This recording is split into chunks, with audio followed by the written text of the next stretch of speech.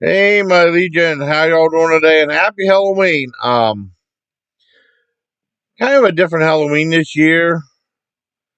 First time a couple uh in a while I wasn't able to help out John. But I mean, well, he does have people come down. Uh, when he's asked for treatment. We don't have anybody. It's a work day, Tuesday, dreary. Supposed to snow some tomorrow night. I know my two grandnieces. I guess they took them down to Lecom for like the. Oh my. Okay, that makes sense. Lecom nursing home. They had some trick or treating thing there, which is cool.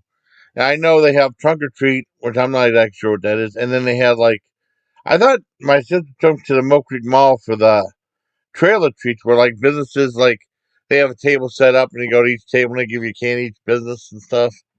No, I think they went to the Lecom nursing home, which is pretty cool. I assume they had a nice time.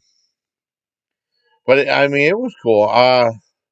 My sister told me that, sent me some pictures. It was neat.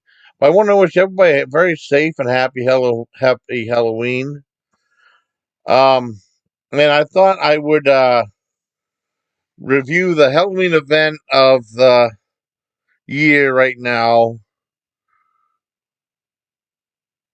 Whenever I heard of video games or scary video games, someone always mentioned Five Nights at Freddy's being the scariest video game ever made. That and there was a couple other ones that they said were scary, but I mean Five Nights at Freddy's really stuck out. And I never played the game. I never played it. And then eventually I was told my one friend said it was going to be on Peacock, and then we were going to watch it, and then like something happened, and then the streaming service like to block a whole bunch of stuff. But I mean, we were going to watch it, but it didn't fall through. But it's okay. I don't know if she saw it or not, but she might have. Anyways, I watched it. And first of all, I was shocked it was PG-13. I thought they were going to go for an R rating because the other one's like the Willy's Wonderland. That's the only one I really saw. And then there was supposed to be one called that Banana Splits, but that's a horror movie. I want to see that. And I was curious about this movie. Now, a lot of people are saying it's lame, or not. Some people didn't. It's another one of those ones with Chris Stuckman and Jeremy Johns saying different things. Like Jeremy John, I mean, Chris Stuckman said it was pretty good, but he won't give a rating now, so I'll just say it's pretty good or whatever. And then Jeremy Johns said it was dog shit. So is that. And it starts around this guy that oh, and started losing a lot. He lost a lot of jobs and stuff like that. And he's watching his little sister, and then he has dreams about his brother, a young brother. He might have been 12 or 13 or something like that. He's supposed to watch him. And then I think the frisbee came down. He went to pick up to give it to the guy. Then looked around, and his brother was gone. You see him in the back of a truck speeding off, looking back at his brother. And that's the last time I saw him. Anyways, moving on to a lot older. This was back when he was 12 years old when he saw that vision, or had that dream. And he must have had a dream a lot too. And for a long, he tries to solve his brother's abduction. Right, that's one of the subplots. There's a couple of subplots. Anyways, he gets looking for a job, and then Matthew Lillard's like the the career counsel guy, not security. And he tried to hook him up with a job, and that was the one at oh old country buffet, but became old had tavern or Imperial Point. Um, yeah, and then Freddie's fast Freddie Fazbear, and it's like what do you call it? Chuck E. Cheese type thing.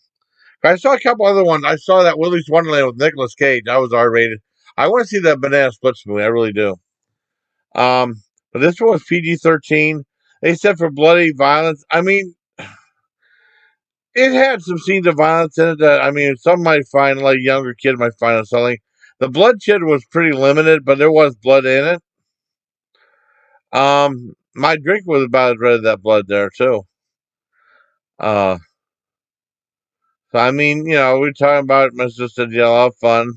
And if you hear someone fall, it's my sister. It's pretty funny. I mean, I'm not that funny. She falls, but I mean, she's sliding on the metal floor on her side. She'll fall backward or something. It's kind of funny. Um, the movie's all right. It involves, he's trying to figure out who kidnapped his kid as his son when he was like 12 or 13. That's in the back of his head. Always having that dream. He has PTSD from it. Not being able to save him.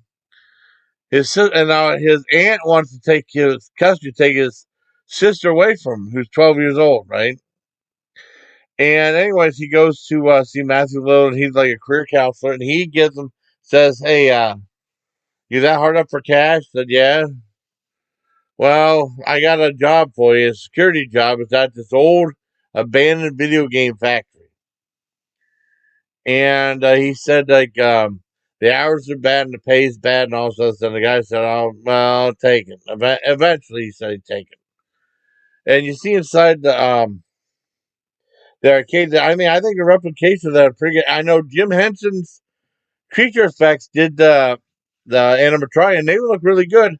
And they said this was, what was it? I know that one Horror Mothers and Monsters didn't like this one either. I mean, I think it's okay.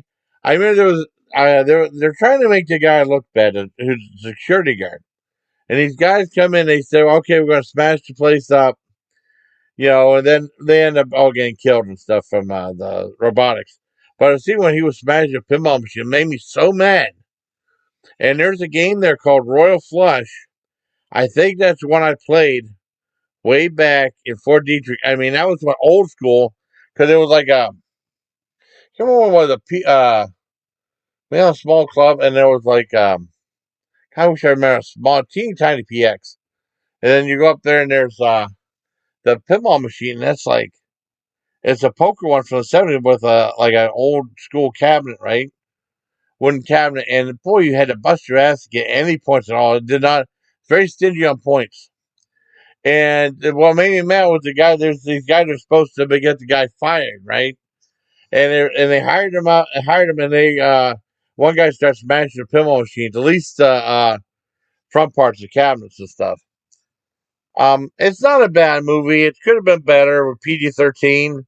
One guy said it could have played on Nickelodeon, and maybe almost. It was. I mean, they could make a couple edits in the video too. I give it a